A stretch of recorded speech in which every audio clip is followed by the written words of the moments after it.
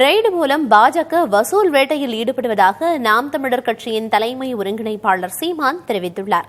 சென்னையில் செய்தியாளர்களிடம் பேசிய அவர் வருமான வரி, அமலாக்கத்துறை மற்றும் என்ஐஏ அமைப்பு குறித்தும் கேள்வி எழுப்பினார். ஈடி ரைடு எங்கெங்கே பிஜேபி போட்டிருக்கோ அங்கெங்கே பணம் வாங்கியிருக்கா இல்லையா? ஆதாரம் உங்களுக்கு அனுப்பிட்டா இல்லை?